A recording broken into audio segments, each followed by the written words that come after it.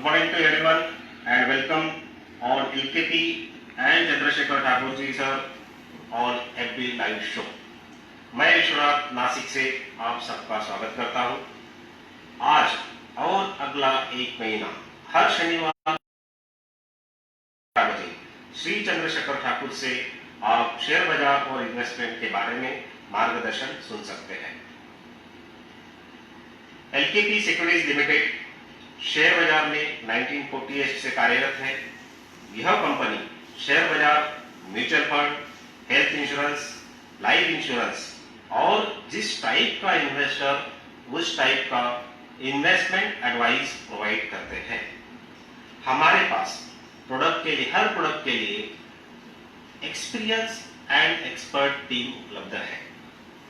LKP के products like SPIP, 7 picks investment plan, paid, trilogy, हर दिन दिए जाने वाले एडवाइस उत्तम होते हैं। श्री चंद्रशेखर जी ठाकुर नाम ही काफी है। ऐसा व्यक्तिमत्व शेयर बाजार और डिमैट उनका आत्मा है। उन्होंने शेयर बाजाराचा या इस कार्यक्रम के 1500 से ज्यादा प्रोग्राम पूरे देश भर में किए हैं। 52 साल उन्होंने इस क्षेत्र में दिए हैं और आज भी यह शख्स हर दिन प्रोग्राम करते हैं। मैं इस FB लाइव शो पे श्री चंद्रशेखर ठाकुर जी का तहे दिल से स्वागत करता हूं और उनसे विनती करता हूं कि वो उनका प्रोग्राम शुरू करें। Welcome sir and thanks.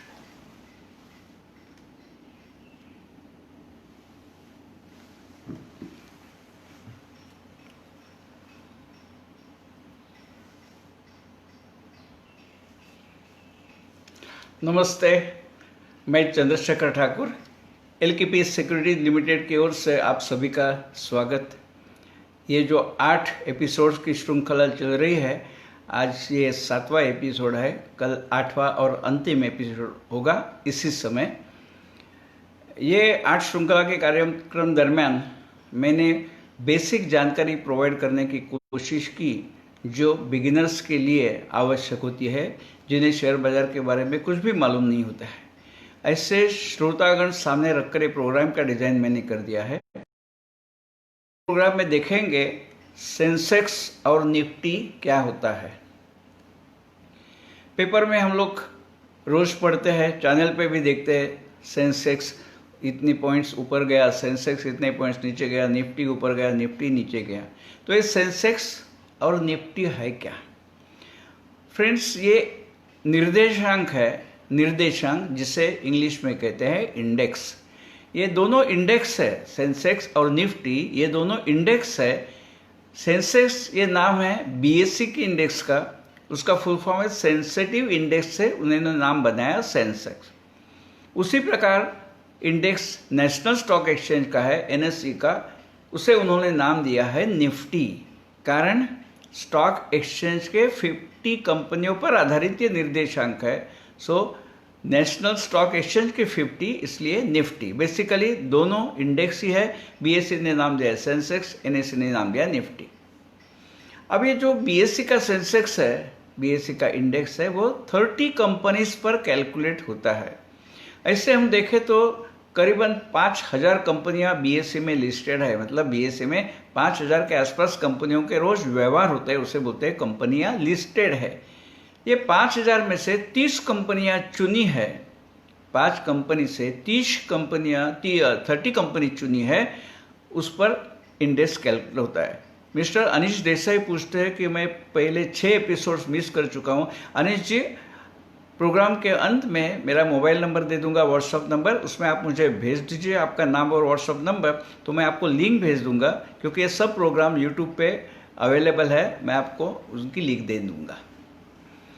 तो फिर 30 कंपनी जो होती है वो 12 विविध क्षेत्र से 30 कंपनियां हैं, फ्रॉम 12 डिफरेंट सेक्टर्स। उसमें सीमेंट भी है, IT है, फार्मा है, देन स्टील है, बहुत से 12 सेक्टर से 30 कंपनियां चुनी गई है। तो ये सेंसेक्स कैसे कैलकुलेट होता है हम लोग देखेंगे। में पहले एपिसोड में मैंने कहा था कि ये कंपनी क्या होती है, कंपनी के कंसेप्ट क्या होती है।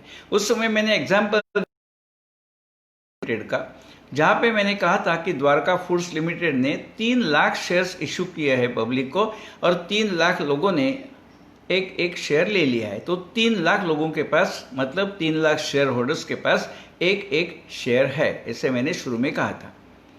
अभी एक शेयर 10 रुपये का था, सो 3 लाख लोगों ने एक एक शेयर ले लिया 10 रुपये का, तो 30 लाख रुपीज कैपिटल जो जमा हो गई द्वारका फूड्स लिमिटेड के लिए।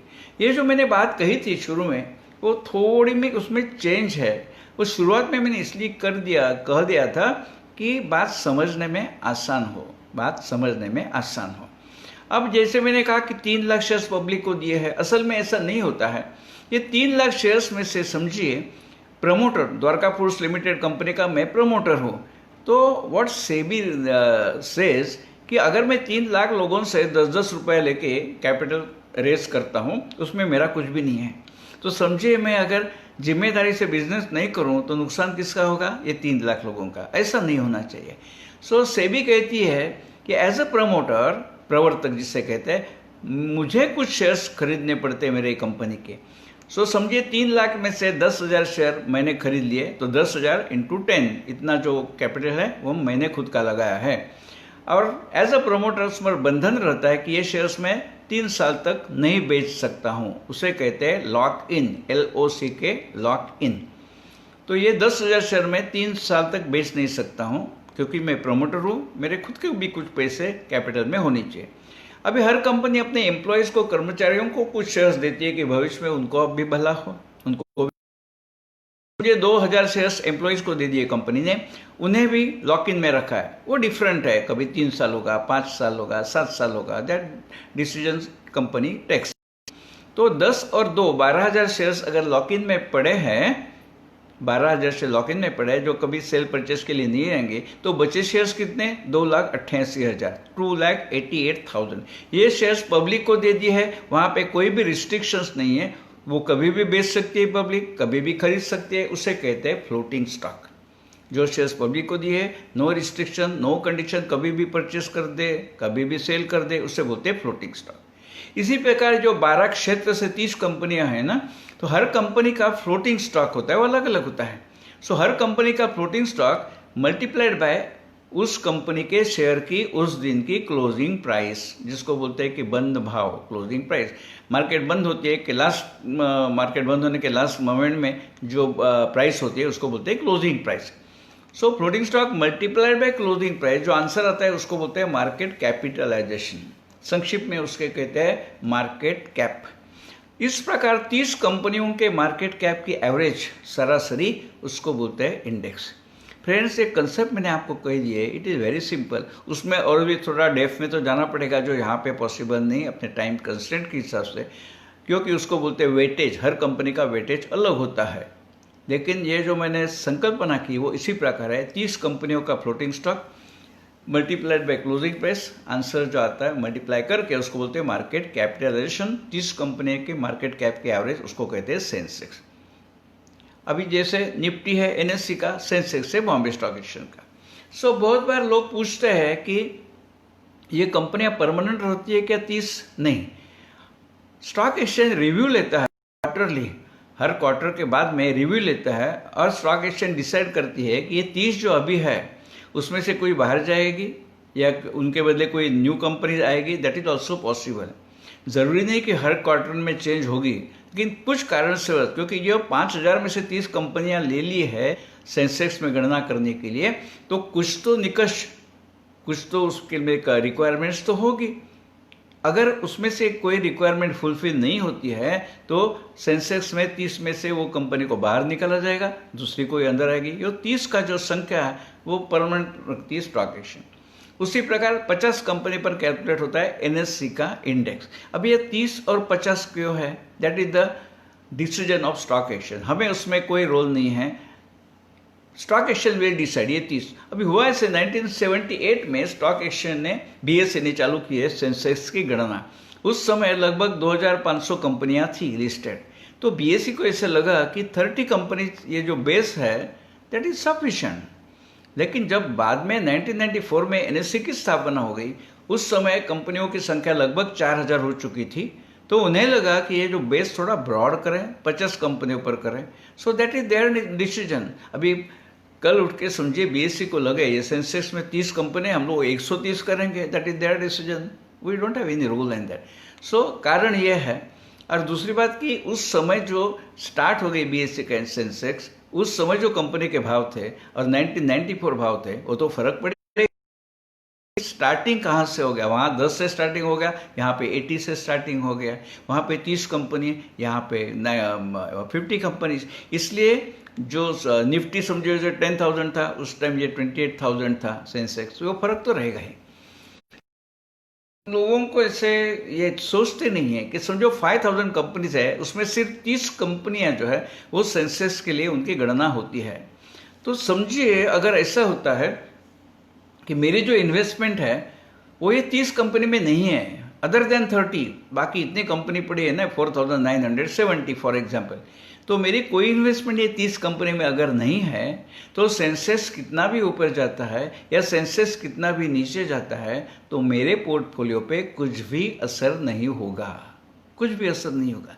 लेकिन ज़्यादातर लोग ये सेंसेक्स में जो कंपनी है उसमें इन्वेस्टमेंट करते हैं, तो नेचुरली सेंसेक्स अप डाउन होता है तो मेरे पोर्टफोलियो की वैल्यू कम ज़्यादा होती है। वो डायरेक्ट मुझे नुकसान नहीं होता है, पोर्टफोलियो की वैल्यू कम ज़्यादा होती है।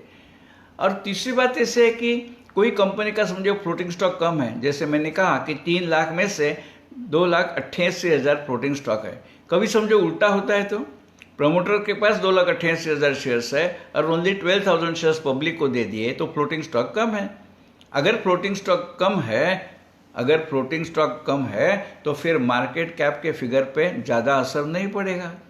सो इट डिपेंड्स कि कोई कंपनी का कितना फ्लोटिंग स्टॉक मार्केट में है, उसके ऊपर आधार होता है वो कंपनी का मार्केट कैप क्या होगा वो ऐसे। तो एक ध्यान में रखना चाहिए, अगर मेरी इन्वेस्टमेंट ये 30 कंपनी के बाहर है तो मुझे कोई भी फर्क पड़ेगा नहीं अगर सेंसेक्स कितना भी ऊपर जाता है या नीचे जाता है। Friends, I am in this stock market for past 52 years. 1967 में मैं ज्वाइन की बीएससी, देयर आफ्टर 33 ईयर्स के बाद में मैं सीडीएससी ज्वाइन कर दिया। So in spite of that I can not Sensex कब कितना होगा। बहुत लोग ऐसे बोलते हैं जैसे कि जून 2016 में सेंसेक्स हुआ था 27,000, तो किन्हीं कुछ लोगों ने कहा था अभी सेंसेक्स 1 लाख तक जाएगा, कब 2035। अभी 2035 को अभी 15 साल बाकी है, यहाँ से क्या प्रेडिक्ट करें। सो मैं कभी इसे प्रेडिक्शन नहीं कर देता हूँ, क्योंकि ये सेंसेक्स कब ऊपर जाएगा, कितने पॉइंट ऊपर जाएगा, कब नीचे जाएगा, कितने पॉइंट नीचे जाएगा, ये सब प्रेडिक्ट करने वाली एक ही शक्ति है देश में है, और वो शक्ति का नाम चंद्रशेखर ठाकुर नहीं है, उस शक्ति का नाम है ब्रह्मदेव, भगवान, ईश्वर, वही बोल सकते हैं। हम लोग अंदाजा लगाते हैं लेकिन एग्जैक्टली क्या होगा, जैसे भी कोरोना आ गया, किसे मालूम था इतना सेंसेक्स डाउन आ जाएगा, कोरोना आ जाएगा, कोई मालूम नहीं था। सो और भी कुछ हो सकते हैं, सो कोई प्रेडिक्ट नहीं कर सकते इस प्रकार। लेकिन आज तक हमने जो एपिसोड्स में देखा कि यहाँ पे सेबी है, डिसिप्लिन है, ट्रांसपेरेंसी है, फिर ऐसे पेपर में जो न्यूज आती है वो क्यों आती है चीटिंग की। अभी जैसे महाराष्ट्र में कुडाळ नाम का एक तालुका प्लेस है, वहाँ पे किसी ने बिजनेस शुरू कर दिया। उन्होंने क्या पब्लिसिटी की कि मेरे पास आप 2 लाख रुपए दे दीजिए, मैं हर महीने आपको 10,000 रुपया दे दूंगा। अभी हर महीने 10,000 मतलब साल का 1,20,000। तो अगर 2 लाख पर वो मुझे 1,20,000 सालाना देता है एवरी ईयर, तो रेट ऑफ रिटर्न कितना पड़ता है 60%। 60% रिटर्न पॉसिबल नहीं है। रीजन इज दैट आज बैंक डिपॉजिट पे कितना इंटरेस्ट देती है, 7% से भी कम, 6.85, 6.90। कोऑपरेटिव बैंक है तो 0.5% ज़्यादा समझिए। तो अगर मुझे कोई कहता है कि 60%, तो देयर इज डाउट दैट ये कुछ गड़बड़ है। और ये सेबी रजिस्टर्ड जो ब्रोकर होता है, जैसे मोतीलाल ओसवाल है और भी है, सेबी रजिस्टर्ड ब्रोकर इस प्रकार की स्कीम कभी भी फ्लोट नहीं करेगा। ऐसे स्कीम लगाने वाले हमेशा they are cheaters, they are 420 people, they are not broker at all. Share broker कभी ऐसे नहीं करेगा। लेकिन लोगों को शुरू में मैंने कहा था कि ब्रोकर का ऑफिस में सेबी का सर्टिफिकेट होता है। अगर ये लोग जानकार होते तो देखते थे उसके ऑफिस में सेबी का सर्टिफिकेट है क्या, अगर नहीं है ना तो जस्ट फॉरगेट हिम। लेकिन लोगों को मालूम नहीं होता है, और ये हमेशा चलते ही रहता है, सालों से चलते हैं, आजकल नहीं, सालों से चलता है। जैसे बीच में मैं कोल्हापुर गया था, वहाँ पे किसी ने स्कीम निकाली थी कि अगर मुझे आप 4,500 दे दोगे तो 15 दिन के बाद मैं आपको 9,000 दे दूंगा, मतलब 15 दिन में डबल। अगर कोई समझिए 100 रुपीज़ में उसको दे देता हूँ, 15 दिन में वो मुझे डबल देता है और 200 देता है, तो रेट ऑफ इंटरेस्ट कितना पड़ता है? 2488%। आज दोस्तों आज दुनिया में कहाँ भी कोई ऐसी व्यवसाय नहीं है जहाँ पे साल में 2488% रिटर्न मिलेगा, लेकिन लोग विश्वास रखते हैं और ऐसे लोगों को पैसे देते हैं। ये शख्स ने 12 दिन में 2.5 करोड़ रुपए इकट्ठा किया और 12 दिन के बाद वो भाग गया। वो 15 दिन तक रुकेगा भी नहीं, क्योंकि मालूम था ये भी आदमी है, वो सेबी रजिस्टर्ड नहीं था। He was pretending himself as a broker, लेकिन शेयर ब्रोकर नहीं था, तो उसमें कुछ भी सेबी नहीं कर सकती है। इट इज पुलिस केस होती है, क्रिमिनल केस होती है। लेकिन होता है ऐसे कि सदियों से सालों से चलता है कि वो चीट करते हैं, हम लोग चीट करवा लेते हैं। सो ऑलवेज वी ब्लेम कि ये हमको किसी ने चीटिंग कर दिया, हाँ उसने किसी मेरा पैसा खाया। Actually we are also equally responsible ना, क्योंकि एक शेर है, जिंदगी भर यही गलती करते रहे, धूल थी चेहरे पर और आईना साफ करते रहे। उन्होंने मुझे फंसाया, लेकिन मैंने क्यों सोचा कि कोई मुझे 2088% रिटर्न दे सकता है? सो गलती तो दोनों की होती है। So we have to be very careful. ऐसे चीटिंग करने वाले बहुत होते हैं, आज नहीं पहले से होते हैं। 92 से मामला चल रहा है, उसके पहले भी था। तो we have to be careful. बहुत लोग पूछते हैं कि कौन से शेयर ले हुए हैं, वो कौन से शेयर लेने हैं, कौन सी कंपनी है, वो मैं एडवाइस नहीं करता हूँ। वो आपको LKP सिक्योरिटीज करेंगी, क्योंकि मैं ब्रोकर नहीं हूँ, मैं सेबी रजिस्टर्ड एडवाइज़र भी नहीं हूँ, मैं सेबी से तरफ से अप्रूव्ड हूँ ये प्रोग्राम्स करने के लिए, बेसिक नॉलेज देने के लिए। तो ये जो सलाह है कहाँ पे इन्वेस्ट करें मैं नहीं करता हूँ। फॉर दैट आपको LKP सिक्योरिटीज को कांटेक्ट करना है। लेकिन ओवरऑल मैं बोलता हूँ कि किस प्रकार सोचना चाहिए। अभी हमें मालूम है जब क्रूड ऑयल के भाव बढ़ते हैं तो सभी चीज़ के भाव बढ़ते हैं। पेट्रोल डीजल के दाम बढ़ते हैं तो सब महंगाई बढ़ती है। लेकिन जब पेट्रोल डीजल के भाव कम होते हैं, कभी हमने देखा है कि वस्तुओं के भाव कम हो गए? कभी नहीं, कभी भी नहीं। जब पेट्रोल डीजल का भाव बढ़ते हैं तो रिक्शा टैक्सी फेयर बढ़ती है, लेकिन पेट्रोल डीजल के भाव कम होते हैं, कभी भी रिक्शा फेयर टैक्सी फेयर कम हुआ हमने देखा नहीं। और भी चीज़ों का तो होता है इससे। अभी पेंट के बारे में हम लोग देखेंगे। ये लोग कंपनियां जो पेंट बनाती है, वो पेंट के लिए रॉ मटेरियल क्या होता है? Crude oil. ये क्रूड ऑयल जो है ना, उससे पेंट बनता है।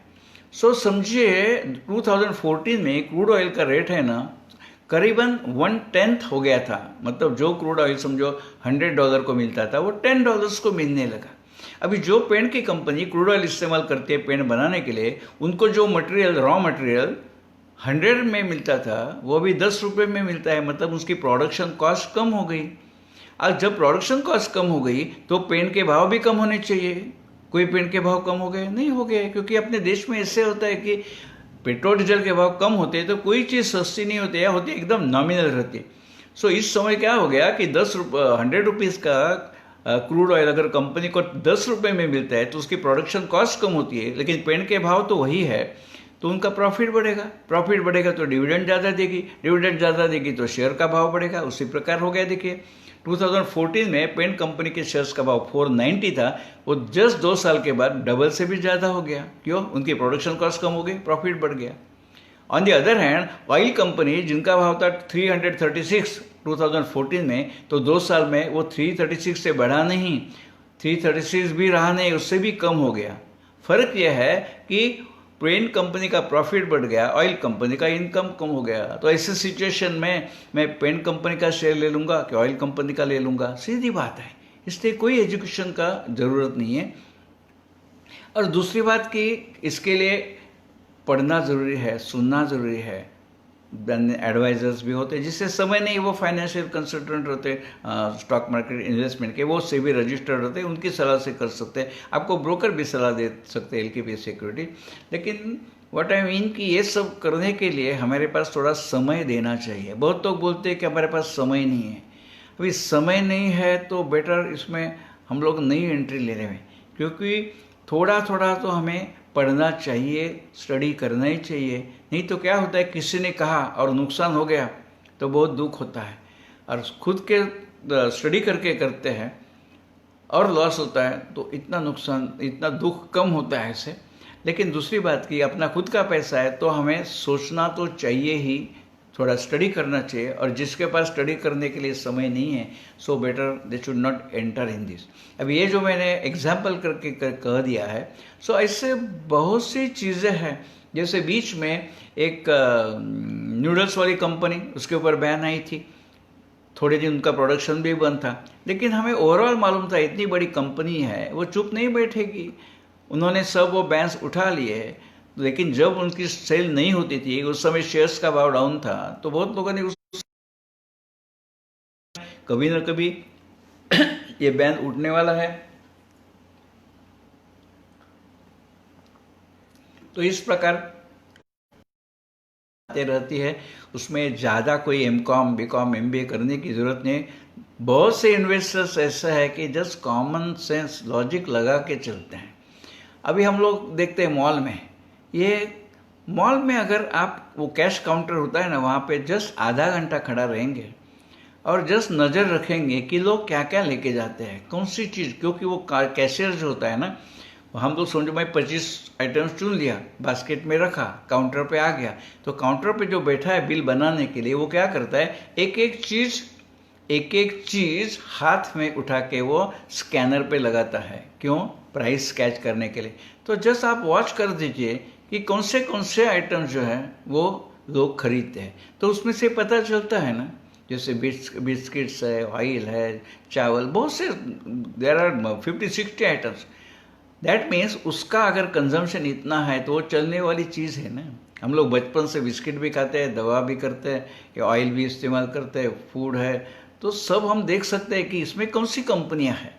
और दूसरी बात, आसपास हम देखते हैं, अभी देखिए मेट्रो के काम चल रहे हैं, बहुत से ब्रिज बन रहे हैं, बहुत से बिल्डिंग बन रहे हैं। अगर ये सब बनाने के लिए ब्रिज है, मेट्रो है, फ्लाईओवर्स है, ये सब के लिए स्टील तो लगता ही है, सीमेंट तो लगता ही है। तो ये सब चीज़ें लगती है, वो बनाने वाली कौन सी कंपनी है, कितनी कंपनी है, उसमें ज़्यादा परफॉर्मेंस, ज़्यादा टर्नओवर किसका है, वो गूगल पे जाके देख सकते हैं, या स्टॉक एक्सचेंज के साइट पे जाके देख सकते हैं। अभी क्लॉथ ऐसी चीज़ है, कपड़ा, हम लोग कोई शर्ट 1 साल तक आजकल कोई यूज़ नहीं करता था। हमारे समय में 60 साल पहले एक शर्ट 2-2 साल चलते थे। आज 3 महीने के बाद में कोई वो शर्ट पहनेगा भी नहीं। तो कंजम्पशन क्लॉथ का कितना है। बात बिल्डिंग बनती है, ब्रिज बनते हैं, तो पेंट भी लगेगा, तो पेंट बनाने वाली कितनी कंपनी है, कंपनी का ने कितना डिविडेंड दिया है, वो सब चीज़ देखने के लिए थोड़ा टाइम तो स्पेयर करना ज़रूरी है। हम लोग जब सिग्नल के पास खड़े रहते हैं, सिग्नल लगता है 2 मिनट का, तो वहाँ पे सैकड़ों गाड़ियाँ खड़ी रहती है, उसमें जस्ट नज़र मारे कि कौन सी कंपनी की गाड़ी वहाँ पे ज़्यादा दिखाई देती है। हिसाब से अगर वो कंपनी पर सर्च मारे, ये सब कंपनी के बारे में इंफॉर्मेशन bsindia.com, nsindia.com, हर कंपनी की इंफॉर्मेशन वहाँ पे हमें मिलती है। तो इंफॉर्मेशन, फेविकॉल, जैसे भी फेविकॉल का इस्तेमाल कितना होता है, मेडिसिन, हम लोग बीमार तो पड़ेंगे ही, दवा ज़रूरी हो नहीं हो वो तो हम लोग लेने वाले ही हैं। तो ये सब जो आइटम्स है ना, शूज़ हम कितने पहले एक साथ शूज़ चलते थे, अभी 2 महीने हो गए, शूज़ आउटडेट हो गए, दूसरे ले लेते हैं। सो जिसकी कंजम्पशन ज़्यादा है वो हमें पता चलता है कि वो हम लोग उसके ऊपर नज़र रखें। तो मैं ये सोचता हूँ कि ये सब करने के लिए हमारे पास थोड़ा समय तो देना पड़ेगा। जिसके पास समय नहीं है तो बेटर कंसल्टेंट के माध्यम से करें, लेकिन इसने लिया उसने लिया वो हिसाब से नहीं करे, हमें भी देखना चाहिए। और वो सामने नज़र मारते हैं तो पता चलता है कि कौन सी कंपनी कितना कंसिस्टेंट है पिछले सालों से। बहुत सी कंपनी हम लोग देखते हैं, बिस्किट्स है, सालों से, बचपन से थे तब वही कंपनी का बिस्किट खाते हैं। ऑयल है, बचपन से वो कंपनी का ऑयल दिखता है। उस प्रकार हमको कंसिस्टेंसी भी देख सकते हैं। एक सवाल किसी ने पूछा था कि all companies in the same sector, समझो एक पर्टिकुलर सेक्टर समझिए कि स्टील, अभी स्टील सेक्टर में समझो 14 कंपनियां हैं, तो 14 कंपनियां, ऑल 14 कंपनी सेंसेक्स में नहीं रहेगी, क्योंकि वहाँ पे खाली 30 कंपनियां हैं। तो एक सेक्टर के लिए 14 कंपनी लेंगे, वो कैसे रहेगा, वो प्रातिनिधिक नहीं हो सकता है। सो इसलिए सेंसेक्स निफ्टी में एक सेक्टर के सब कंपनी नहीं होती है, हो सकता है 1 होगा, 2 होगा, 1-2 कंपनी होगी, इसलिए कि वो ज़रूरी नहीं है कि वो सेंसेक्स में नहीं इसलिए खराब है। सो बहुत तो सोचते हैं जो कंपनी सेंसेक्स में है, निफ्टी में, वो सबसे अच्छी है, लेकिन इसका मतलब नहीं कि बाकी कंपनी खराब है। लेकिन बात ऐसी है कि सेंसेक्स के लिए जो निकष लगाए हैं वो निकष पूरा करने वाली बहुत कंपनी है, उसमें से पहले 30 चुनी गई है।